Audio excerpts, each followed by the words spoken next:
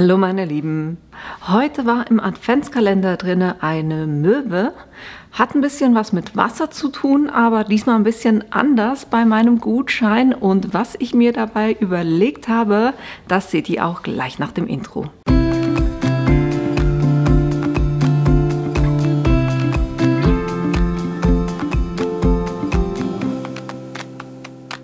Als ich das Motiv für heute gesehen habe, dachte ich an, das ist eine Möwe, also dachte ich an Wasser. Und dann hatte ich die Idee, weil wir haben bei uns in der Schweiz, kann man auf dem See mit eine Schifffahrt machen, logischerweise. Aber es gibt ein ganz bestimmtes Schiff, was ich super finde, weil da kann man auch Fondue, also Käsefondue essen. Das heißt, man kann am Abend für einen Abend einen Tisch reservieren. Es ist eine super Stimmung, weil eben alles so ringsherum dunkel ist. Man ist auf dem Wasser und kann da gemütlich ein Fondue schlemmen. Und genau dafür ist der Gutschein. Und jetzt dachte ich habe die Möwe, was so ein bisschen einen Hinweis auf Wasser gibt. Und ich dachte, ich mache einen Brotkorb, was dann einen Hinweis auf das Fondue gibt.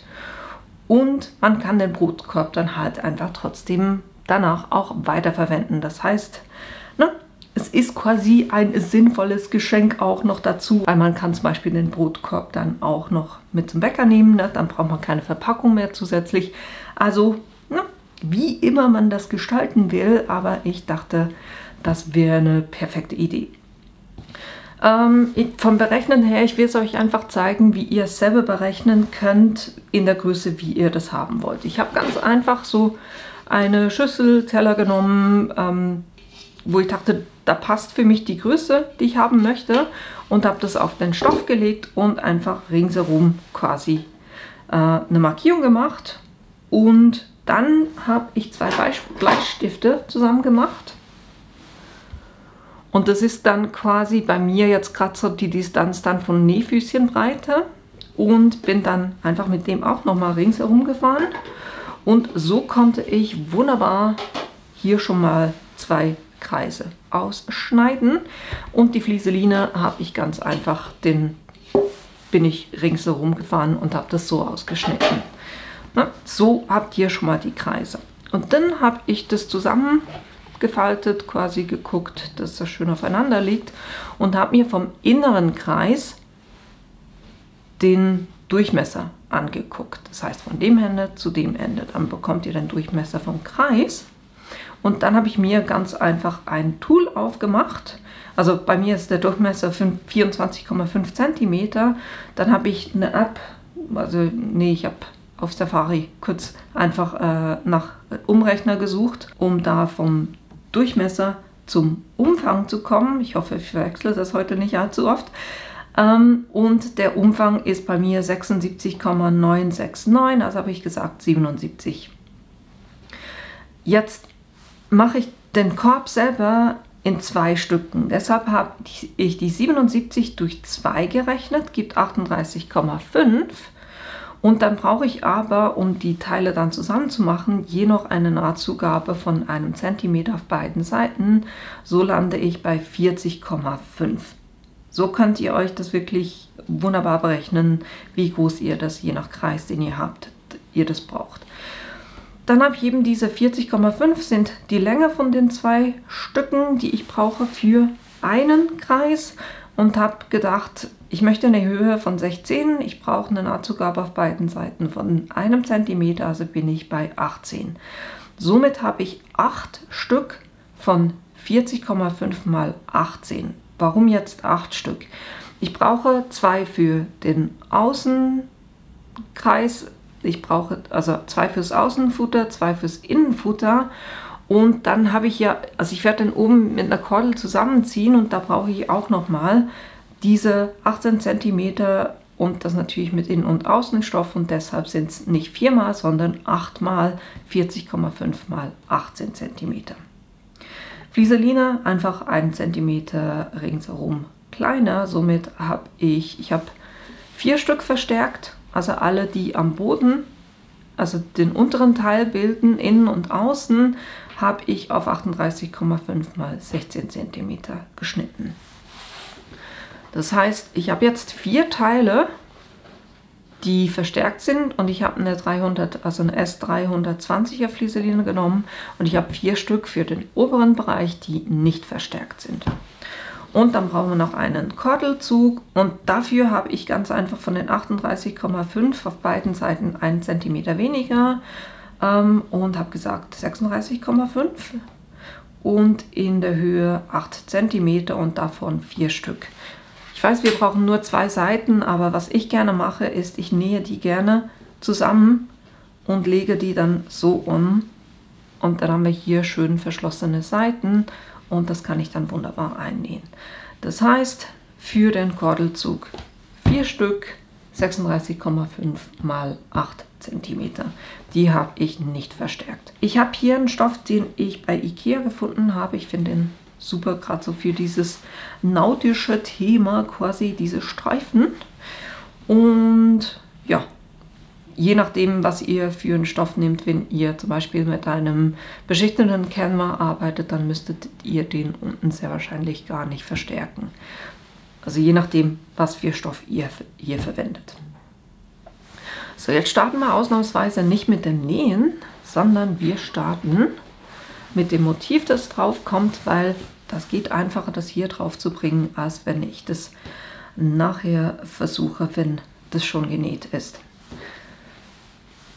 Ihr seht, ich habe 2, also bei mir, weil es so Streifen sind, habe ich jetzt 2, wo weiß grau-weiß ist und 2, wo grau-weiß-grau ist. So kann ich dann gucken, was mir besser gefällt vom Motiv her. Jetzt habe ich hier nicht 18 cm zur Verfügung, sondern ich muss hier unten und oben quasi noch 1 cm wegrechnen. Dann bin ich bei 16 cm. Das heißt, ich gucke sehr wahrscheinlich, dass ich oben und unten noch mehr Platz habe, so von der Höhe her 14 cm. Und ich will die Möwe einerseits und dann Moin Moin drauf haben.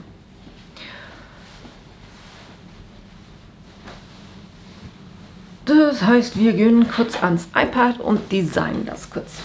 Ich lade hier kurz das Bild hoch, was ich habe. Und dann wird es mir hier so angezeigt. Ich sage Anwenden. Und jetzt will ich eben nicht ein Schneiden, sondern ich will ein Drucken, dann schneiden. Dann gebe ich dem noch einen Namen und sage Hochladen. Das ist sehr wahrscheinlich extrem groß. Deshalb gucken wir hier kurz, wie groß ich das brauche. Ich habe gesagt von der Höhe 14 cm. Genau. Und wenn euch das hilft, ihr könnt auch hier über die Formen, euch die Form quasi hier reinnehmen und sagen, ich habe von der Breite her, wird es schlussendlich, wenn es genäht ist eine Seite von Naht zu Naht 38,5. Gebe hier mal 30 ein, weil ich gehe ja nicht komplett ringsherum mit dem Motiv in der Regel, und dann nehme ich eben die 16 cm in der Höhe. Das Schlösschen noch wegnehmen, dann funktioniert es auch besser. Das hatte ich gesagt, 30 hier, ne? So. Und dann machen wir daraus nur eine Hilfslinie. Weil das soll mir nur fürs Design helfen. Und die soll in den Hintergrund. So. Dann habe ich hier meine Möwe. Die werde ich auf der Seite machen, damit sie das Moin Moin anguckt. Und dann können wir hier noch einen Text hinzufügen, und zwar Moin.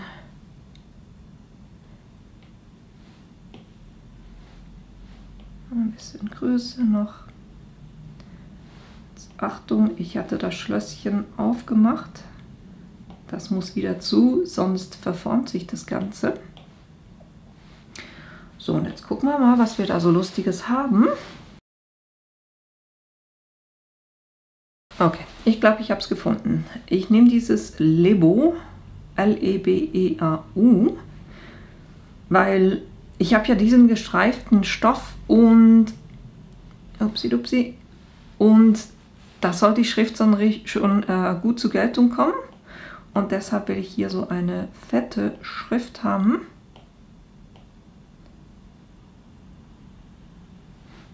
Dann duplizieren wir das auch gleich.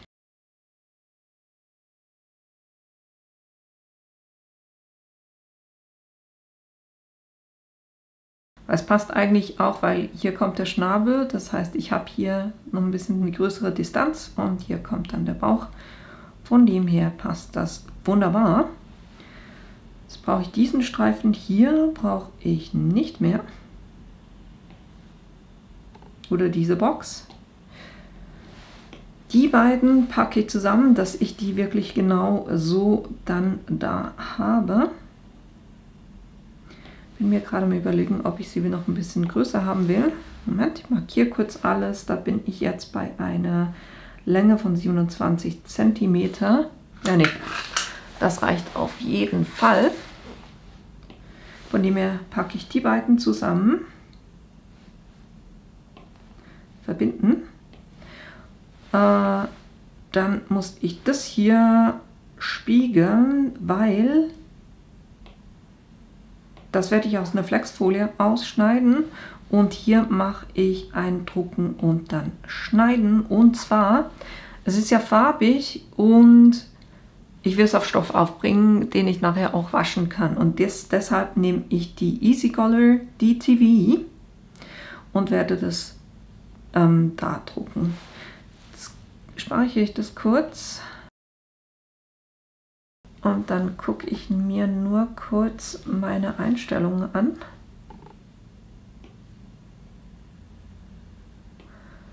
Drucken, dann schneiden. GNU A4. Ich kann eine A4-Seite nehmen und dann den oberen oder den Bereich, wo nichts drauf gedruckt ist, kann ich abschneiden und dann noch ein anderes Projekt A5 machen. Das heißt, ich gehe hier mal auf Herstellen, auf der Schneidematte. Das ist eben genau falsch rum orientiert, das heißt, ich drehe den, damit, na komm, will er natürlich gerade nicht, Moment, so, jetzt sind wir in der Mitte und so kann ich nachher den unteren Bereich noch verwenden. Das Papier habe ich schon in den Drucker gelegt, dann kann ich hier weiter sagen und dann mein Zubehör auswählen. Und dann kann ich sagen, an den Drucker senden, in Farbe drucken, Papierformat 4, Qualität optimal, Layout eine Seite pro Blatt, wunderbar. Und ihr seht auch, er macht die Passmarken nicht auf die ganze Seite, sondern nur in diesem oberen Bereich. Von dem her kann ich dann die zweite der Hälfte des Papiers noch für was anderes brauchen. Das heißt, ich mache hier drucken. Dann kann ich das hier auf die Matte drauf machen, in der Orientierung natürlich, wie ihr das ausgedruckt hattet. Also ihr seht es hier jeweils auch, ne, wie es ist und genau in der Orientierung müsst ihr das machen. Dann nehme ich alle Materialien und sage Everyday Iron On. Mit denen hat es bis jetzt eigentlich wunderbar funktioniert. Dann kann ich die Matte laden.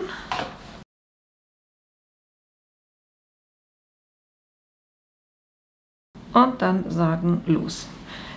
Er hat eine Bleeding Line gedruckt, das heißt, er ist mit dem Schwarz ein bisschen weiter raus als das Motiv, das er eigentlich hat.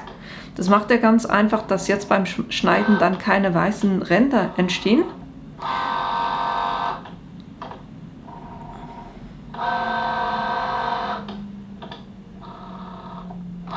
Und ich habe natürlich, als ich die Maschine gekriegt habe, habe ich da das Ganze auch kalibriert. Und wenn ihr wollt, dass die Schnittlinien wirklich sauber sind, dann unbedingt die Maschine zuerst kalibrieren. Ich kann euch ansonsten das Video hier oben verlinken, wo ich das gezeigt habe, falls ihr das noch nicht gemacht habt. So, jetzt hat er die gefunden und jetzt fängt er an zu schneiden.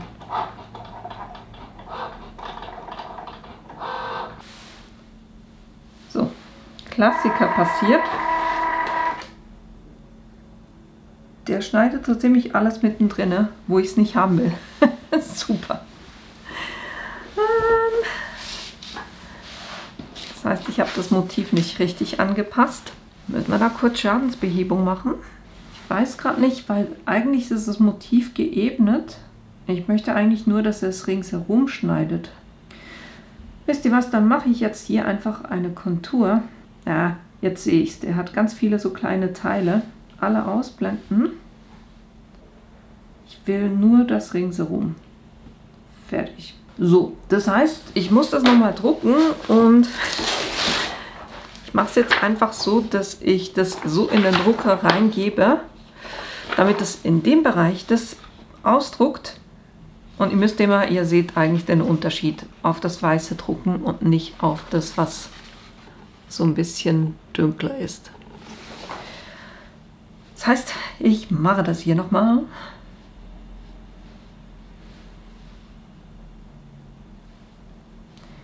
Drehen wir den Vogel nochmal um.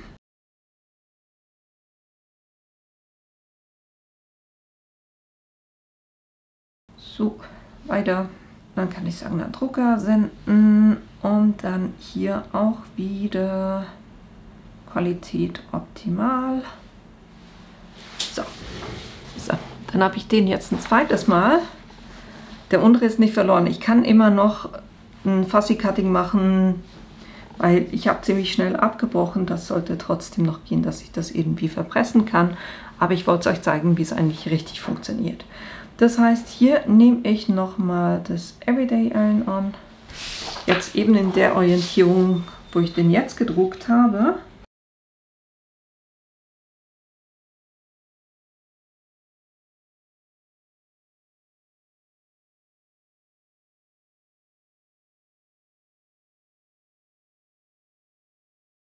Und da er weiß, wo ungefähr die Passmarken sind, sucht er natürlich auch nur in dem Bereich. Das heißt, diese unteren Passmarken hier stören gar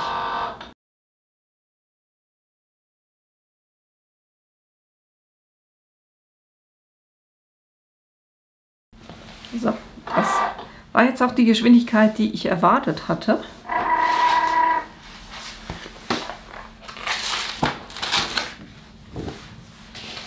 Und jetzt schneide ich das kurz ein bisschen aus, damit ich hier den anderen Teil dann mit einem Fussy Cutting verwenden kann. Den Teil hier oben schneide ich auch ab, weil, vielleicht habt ihr das Video auch gesehen, das kann man wunderbar auch mit dem Printmaker verwenden. Funktioniert auch wunderbar. So, und jetzt können wir entgittern. Ich hoffe, das hat gut funktioniert. Ja. Großartig.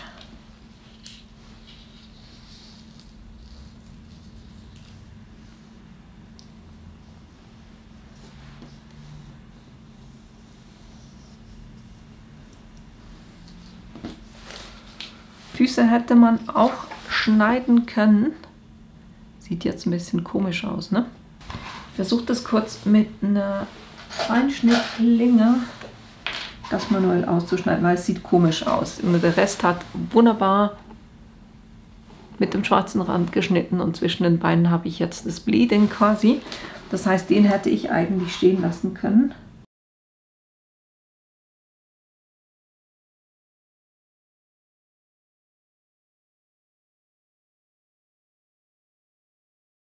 So, ich habe es jetzt noch manuell korrigiert. Gefällt mir definitiv besser. Das heißt, den Vogel haben wir schon mal. Und jetzt kommt natürlich noch das Moin Moin. Ich habe es mir gerade noch anders überlegt, weil ich habe hier ein Navyblau gefunden, was super zum Motiv dazu passt. Das ist die Siser PS Film oder Easy Read auch genannt.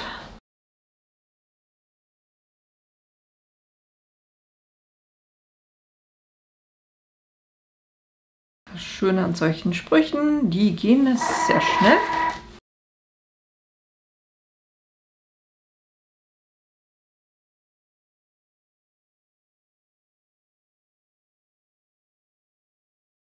Und jetzt können wir das Ganze auch schon verpressen. Das Schöne ist, beide werden mit derselben Temperatur verpresst und das heißt 155 Grad für 15 Sekunden. Das heißt, ich kann hier die Easy Press aufwärmen lassen. Jetzt kann ich mich noch entscheiden, wie ich das haben will. Also die Easy Color, die könnt ihr, es gibt eine Übertragungsfolie, aber für solche Motive, wo alles zusammenhängt, ein bisschen beiseite geschrieben, damit ihr es seht, mache ich das so, dass ich das quasi vorsichtig von der Trägerfolie löse, respektive eben die Trägerfolie vom DTV lösen, weil dann kringelt sich das Ganze auch nicht so. So, und dann habt ihr ein Element, was ihr irgendwo drauf bringen könnt. So, es kommt wieder Entscheidungen. Das wäre die eine Variante. Oder wir machen es auf hell. Machen es so. Ich finde die dunkle schöner. Ich werde das tatsächlich so machen. Das heißt, ich nehme eines der beschichteten Teile, das heißt das Teil, was für unten ist, und presse das hier drauf. Jetzt gucken wir natürlich, dass die Möwe gerade steht. Wisst ihr was, ich werde das in zweimal pressen, weil hier muss ich zwingend mit dem Backtrennpapier drauf. Und da gucke ich einfach, falls sich irgendetwas kringelt, müsst ihr das wieder runterstreichen, damit wirklich alles schön jetzt flach liegt. Und so kann man das pressen. Wie gesagt, 155 Grad, 15 Sekunden. Dann haben wir die hier schon drauf und dann können wir hier drüben noch die Folie drauf machen. Ich habe hier noch einen Teil weggeschnitten, einfach damit ich quasi nicht mit der Folie jetzt noch auf die hier drauf komme.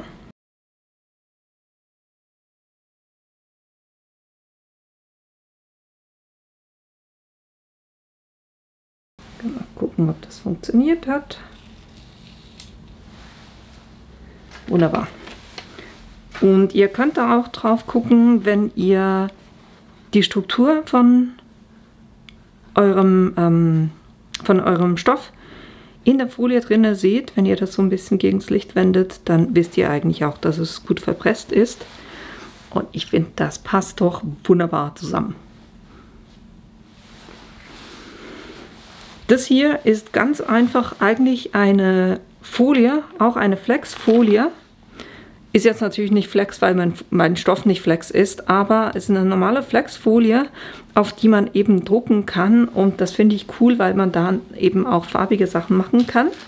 So, und jetzt kann ich eigentlich alles vorbereiten, um mit dem Nähen zu starten. Das heißt, ich nehme mal hier diese Streifen für den Kordelzug und lege zwei Teile rechts aufeinander.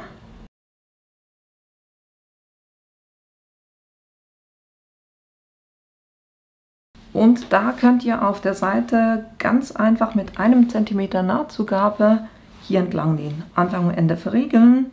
Das hier, hier, hier und hier. Dann könnt ihr das wenden, sodass euch auf beiden Seiten der Außenstoff anguckt. Dann das kurz bügeln, damit ihr da auch wirklich einen schönen Abschluss habt und dann eben von außen nochmal knappkantig oder ja, Nähfüßchenbreite. Ihr könnt gucken, wie es euch am besten gefällt. Einfach das von oben dann auch nochmal abnähen. Das ist das, was ihr mit den Stoffen macht. Dann nehmt ihr von dem Stoff, der verstärkt ist, nehmt ihr die beiden Stücke, dann von dem, was nicht verstärkt ist. Und dann, jetzt kurz gucken, weil ich habe die beide immer gleich geschnitten, damit die auch gleich aussehen. Das heißt, hier machen wir rechts auf rechts, legen wir die aufeinander und nähen die dann oben an der Kante.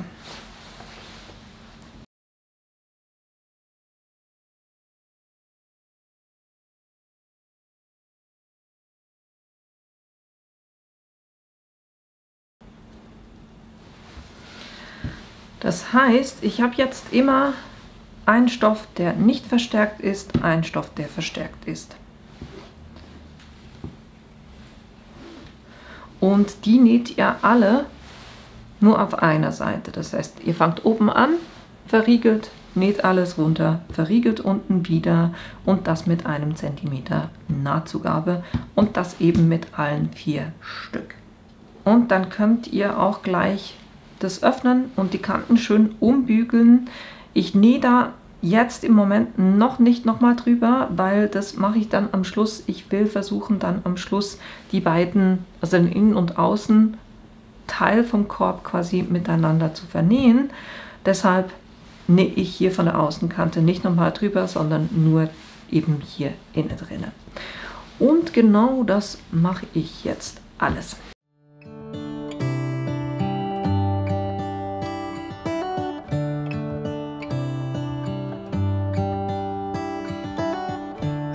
The stars come to shine when it's dark from so far away and show us where we are.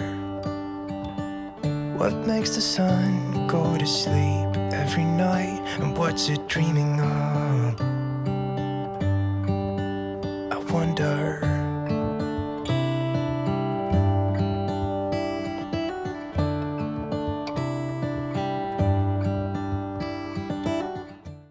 Wenn ihr das gemacht habt, dann solltet ihr jetzt eben hier oben die beiden Streifen haben, die abgenäht sind, hier einen schönen Abschluss machen für den Kordelzug. Das zweimal.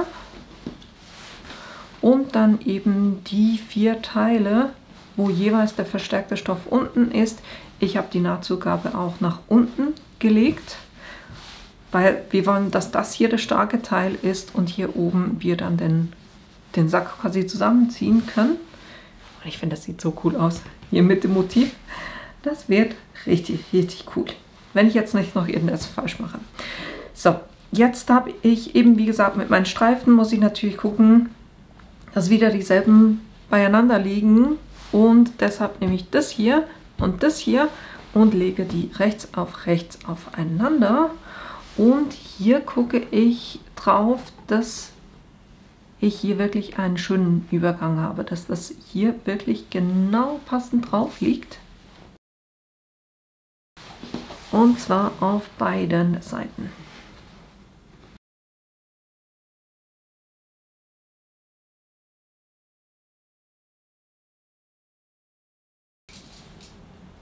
Und dann könnt ihr die Seiten auch noch fertig zusammenstecken. Sky sometimes hides behind the clouds. Maybe it's just like me, a little bit scared of heights. Why does the rain always keep on pouring down when it's gray outside?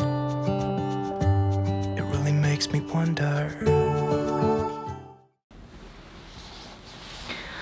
Dann können wir diese beiden Teile auch abnähen. Das heißt, auch hier wieder auf der Seite 1 cm Nahtzugabe, oben verriegeln, runtergehen. Ich gehe hier zweimal drüber, einfach um das ein bisschen zu verstärken, weil ich habe hier diverse Lagen, weil ich alles nach unten geklappt habe. Und dann bis unten und auch wieder verriegeln. Das hier und dann natürlich auf der anderen Seite auch oben anfangen, runternähen. Hier gehe ich zweimal drüber bis ganz unten, verriegeln und das auch bei dem Stück. Das heißt, das Ganze macht ihr jetzt 4-mal. Yeah, it makes me wonder. It really makes me wonder. Ooh, I wonder.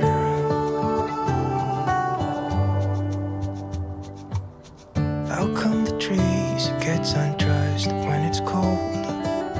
And don't they miss the leaves they left behind? Could it be to make the ground shine like gold until winter comes? Until winter comes. Jetzt habe ich prompt vergessen, euch zu sagen, dass ihr da noch eine Wendeöffnung machen müsst. Beim Innenbeutel im oberen Bereich einfach so dick, dass ihr dann den Beutel da auch durchziehen könnt. Das heißt, ich musste das nochmal auftrennen und ich werde das hier dann nochmal verriegeln, damit das hält. Jetzt kommen wir an den Bereich, der eigentlich das Schwierigste an der ganzen Sache ist, weil bis jetzt war geradeaus nähen. Ihr nehmt euren Kreis und macht mal auf einer Seite, also auf den beiden Seiten, einen Schnipser rein. Dann dreht ihr das genau in die andere Richtung, legt die beiden Schnipser aufeinander, macht hier einen Schnipser rein und hier einen Schnipser rein, so dass ihr das geviertelt habt. Das hilft euch zum Platzieren. Dasselbe macht ihr auch hier. Na, ihr legt die beiden Enden oder die beiden Nahtzugaben oder die Naht hier aufeinander. Dann macht ihr hier drüben einen Schnipser und hier drüben einen Schnipser, damit ihr auch das geviertelt habt. Und genauso können wir jetzt den Kreis anbringen. Das heißt, mein Muster ist hier, na, der Vorderteil wird so sein, deshalb werde ich gucken, dass ich das so auch anbringe. Ich fange hier vorne an. Dann machen wir das hell hier. Und jetzt könnt ihr eben die Schnipser quasi übereinander legen und das festmachen. Ich werde das von der Seite nähen und deshalb mache ich die Nadeln auch auf der Seite rein.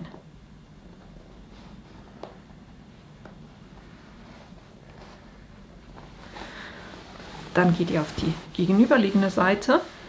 Guckt auch da wieder, dass die Schnipser übereinander liegen.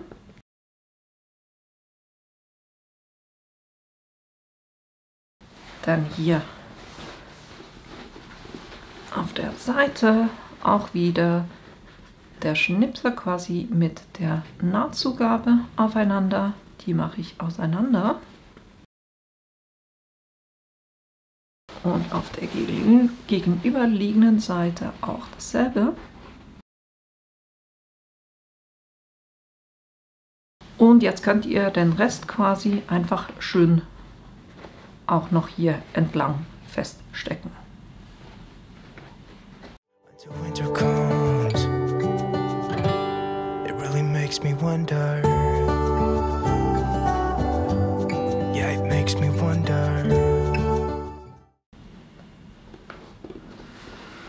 So. Und was ich dann jeweils mache, ist einfach, dass ich hier Schnipser reinmache. Das hilft dann auch beim Nähen, weil sich so der Stoff so ein bisschen besser dann in die Form liegen lässt.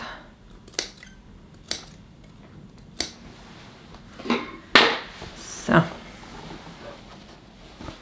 Und so könnt ihr das jetzt abnähen, dass hier einfach, sie macht das jeweils Nähfüßchenbreite und eben von der Seite, das heißt, ich lege das so auf die Nähmaschine und nähe ganz langsam, ne? Ihr habt keine Eile, einfach das ringsherum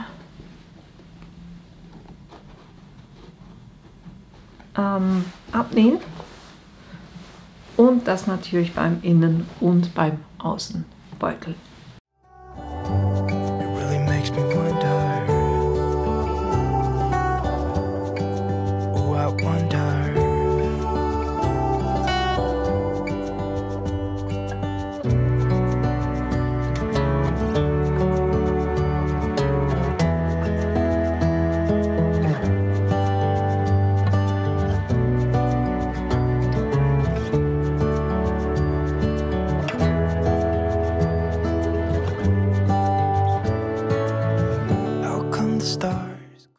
So, ich muss zugeben, das hat bei mir ein bisschen gedauert. Ich denke jedes Mal, wenn ich mir vornehme, irgendwas mit Rundungen zu nähen, warum machst du das?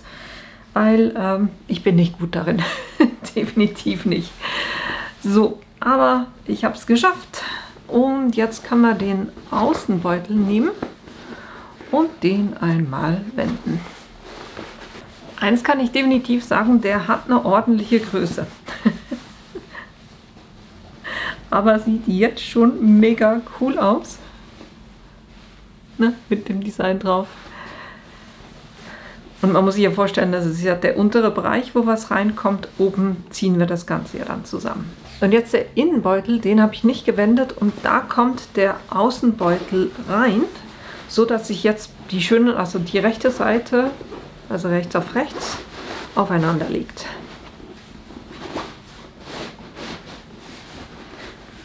Und ich habe unten mit der Zickzackschere das Ganze noch zurückgeschnitten Und jetzt gucke ich innen drin einfach, dass sich hier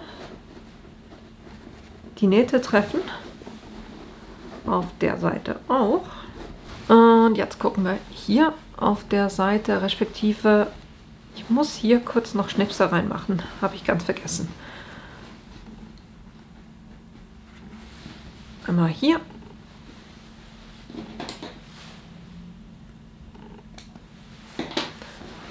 Dann auf der anderen Seite.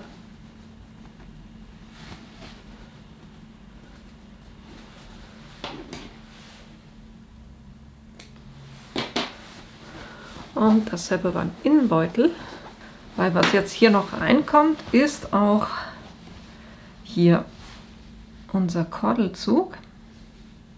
Das heißt, auch den falte ich in der Hälfte und mache hier oben auf beiden Seiten einen kleinen Schnipsel rein.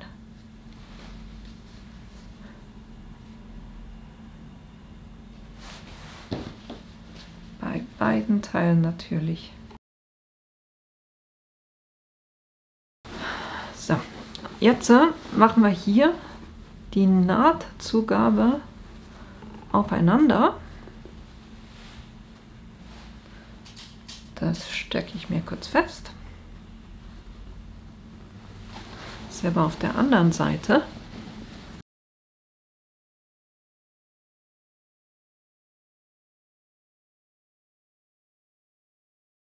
Und jetzt kommt zwischen diese beiden Lagen kommt je ein Beutelzug. Jetzt gucke ich, dass hier die Schnipsel aufeinander sind. Und da, wo es geschlossen ist, das kommt nach unten.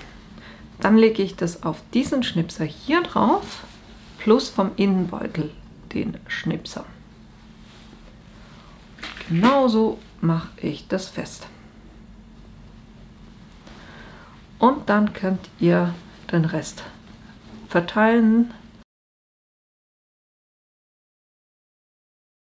Und dasselbe machen wir auch auf der Seite. Das heißt, ich lege hier die beiden Schnipsel aufeinander. Dann passe ich das quasi hier zum Außenstoff, wo der Schnipsel ist. Nehme den Innenstoff, wo der Schnipsel ist. Und so lege ich die oder mache ich die fest. Und dann auch wieder einmal nach rechts das verteilen.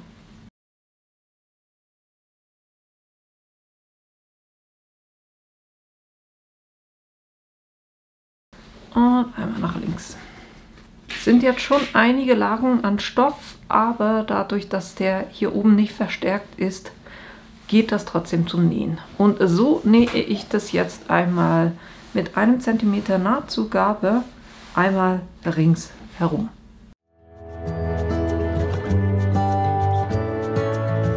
How come the stars come to shine when it's dark from so far away and show us where we are? It really makes me wonder. Yeah, it makes me wonder. Oh, I wonder. Oh, I just wonder. It really makes me wonder. Yeah, I wonder. Yeah, it makes me wonder. Oh, it makes me wonder.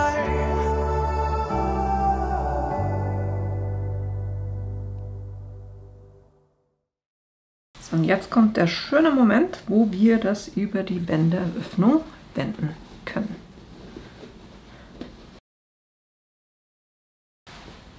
Und dann könnt ihr hier die Wendeöffnung wieder verschließen. Entweder ihr näht da knappkantig drüber, das ist das, was ich machen werde, oder ihr macht einen Matratzenstich oder einen Zauberstich oder einen Leiterstich, wie auch immer man das nennt.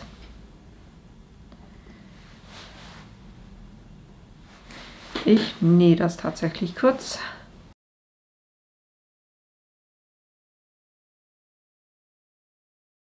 Und wenn ihr das gemacht habt, dann könnt ihr den Beutel den Innenbeutel in den Außenbeutel reinstülpen.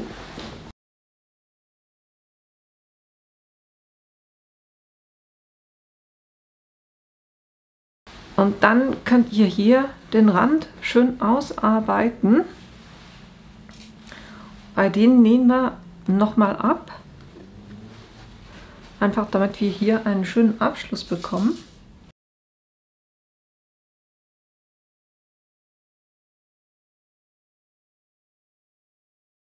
Es ist zugegebenermaßen ein XL Brötchenkorb.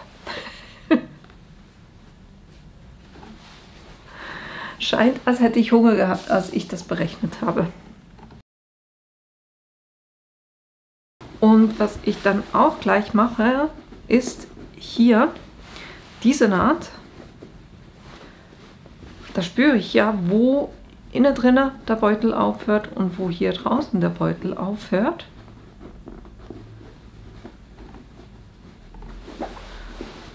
Und das mache ich kurz auch noch mal fest.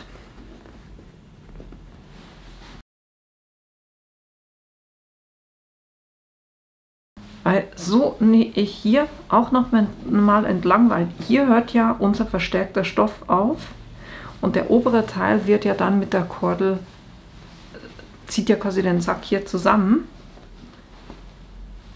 Und hier möchte ich einen schönen Abschluss noch haben und das auch noch ein bisschen damit quasi der Form so ein bisschen helfen. Und vor allem halten so dann der Innenbeutel und der Außenbeutel zusammen. Somit 3 Sachen noch zum Nähen. Einerseits die Wendeöffnung, dann einmal hier oben entlang und einmal hier nahe der Kante entlang. Das nochmal nähen.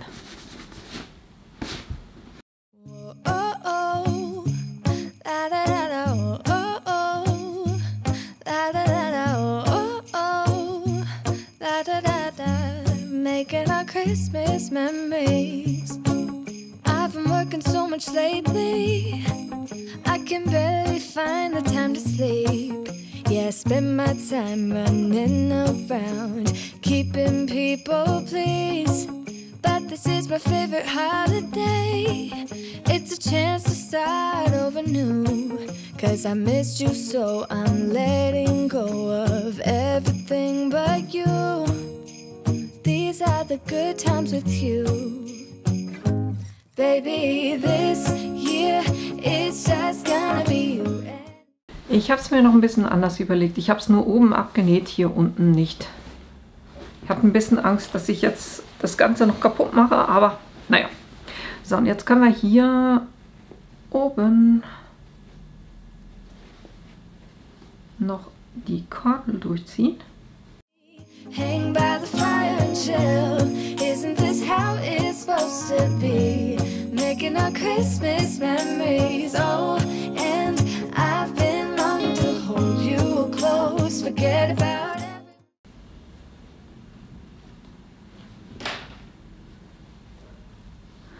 Dann könnt ihr das auf der einen Seite verknoten. Isn't this how it's supposed to be? Making our Christmas memories. Oh, oh. Und dann startet ihr auf der gegenüberliegenden Seite und geht auch noch mal einmal vor und einmal zurück. La, la, la, la, oh, oh, oh. La, la, la, la, oh, oh, oh. La, la, la, la. Making our Dann gucke ich einfach, dass ich auf beiden Seiten jeweils die gleichen, quasi die gleiche Länge habe. memories.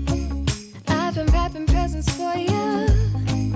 I've been hanging marbles in the tree. And I've lit my house with Christmas lights, so you should come. So, ja. Und jetzt habe ich quasi, ich kann es nicht größer machen,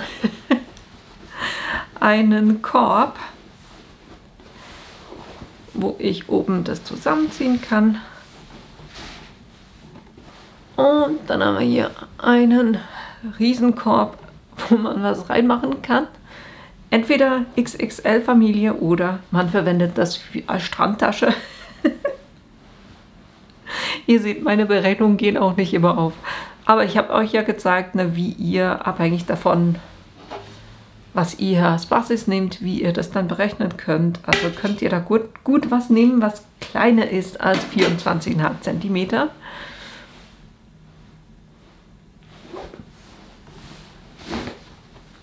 Und dann hat da schon ordentlich was Platz drin. Dann kann man den wunderbar so auch irgendwo hinstellen. Ich hoffe, euch hat diese Idee gefallen, dass ihr da selber auch Lust habt, sowas zu nähen.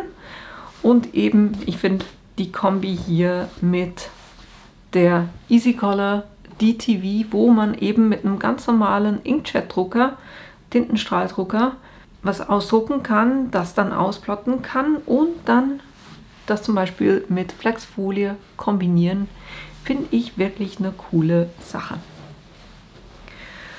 Das war es auch schon für heute. Das war das, was ich euch zeigen wollte. Und eben, ich hoffe, es hat euch gefallen. Ihr habt Lust, sowas, vielleicht eben etwas kleiner, auch selber auszuprobieren. Und dass ich euch morgen im nächsten Video wiedersehe. Bis bald! Baby, this year is just gonna